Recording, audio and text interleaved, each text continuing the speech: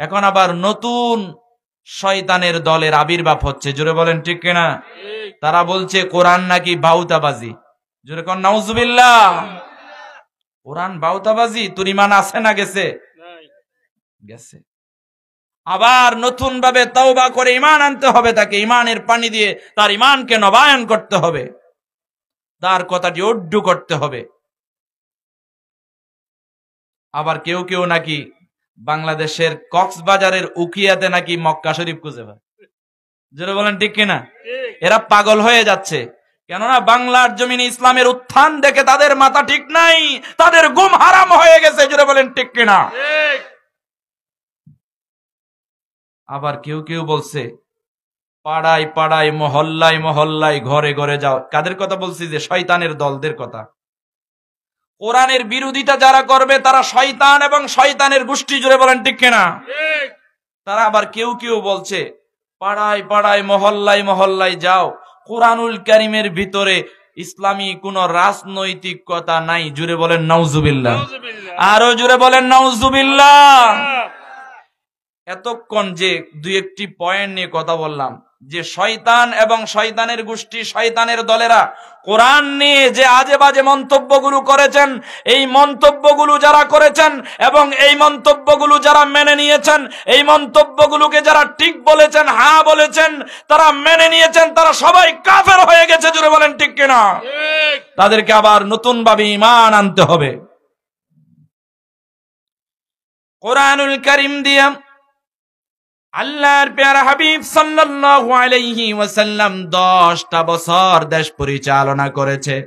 কোরআনুল কারীম দিয়া যদি 10 বছর আল্লাহর প্যারা হাবিব সাল্লাল্লাহু আলাইহি ওয়াসাল্লাম দেশ পরিচালনা করে, তাহলে এটা রাজনীতির কিতাব নয় কি নয়?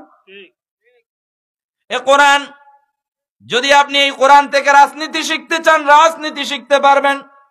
এই কোরআন থেকে যদি আপনি সঙ্গীত শিখতে চান, সঙ্গীত খুঁজে পাবেন। এই কোরআন থেকে যদি আপনি ইতিহাস শিখতে চান, ইতিহাস খুঁজে পাবেন। এই কোরআন থেকে যদি আপনি সুন্দর সুন্দর আল্লাহর বলা কাহিনীগুলো, কিচ্ছাগুলো শুনতে চান, তাও শুনতে পারবেন। জোরে বলেন ঠিক কিনা?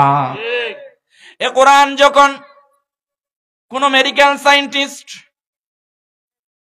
ডাক্তাররা যখন এই কোরআন নিয়ে গবেষণা করবে, ওই ডাক্তারদের মনে হবে এটা একটা ডাক্তারের বই। জুড়ে বলেন আল্লাহু আকবার।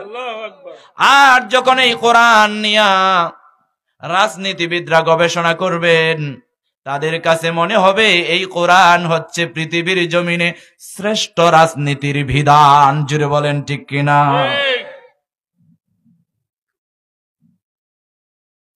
আর যদি এই কোরআন কোন ব্যবসায়ীরা পড়ে, মনে হবে তার ব্যবসার জন্য আল্লাহ সুবহানাহু ওয়া তাআলা তার ব্যবসা করার জন্য, ব্যবসা নীতি, ব্যবসা পরিচালনা করার জন্য সুন্দর ডিরেকশন, সুন্দর দিক নির্দেশনা প্রদান করেছে।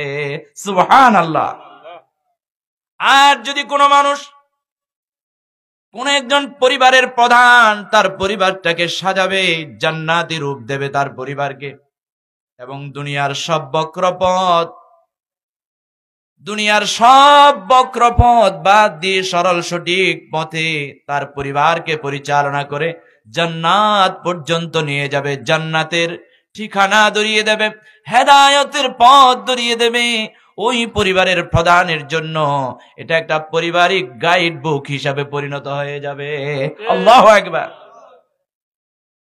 আর যদি আপনি এই কোরআনটা কোন একজন সমাজ পরিচালনাকারীকে দেন, সমাজের সরদার কিংবা ইউনিয়ন পরিষদের চেয়ারম্যান কিংবা এলাকার মেম্বারকে দেন, মনে হবে তার এলাকা পরিচালনা করার জন্য, শান্তিপূর্ণভাবে শান্তির নিড়ে বসবাস করার জন্য, ভ্রাতৃত্বের বন্ধনে আবদ্ধ থেকে সুন্দরভাবে সমাজটাকে সুন্দরভাবে কোরআন এবং সুন্নাহর আদলে বিনির্মাণ করার জন্য ওই চেয়ারম্যান মেম্বারকে যদি এই কোরআনটা দেন, কোরআন নিয়ে যদি গবেষণা করে, মনে হবে তার ইউনিয়ন পরিষদ এবং ইউনিয়ন পরিষদের প্রত্যেকটা ওয়ার্ডের চেয়ারগুলো এই কোরআন দিয়ে পরিচালিত হবে। আল্লাহু আকবার। আমার বন্ধুগণ, এই কোরআন আল্লাহ তাআলা আমাদের জন্য নাজিল করেছেন।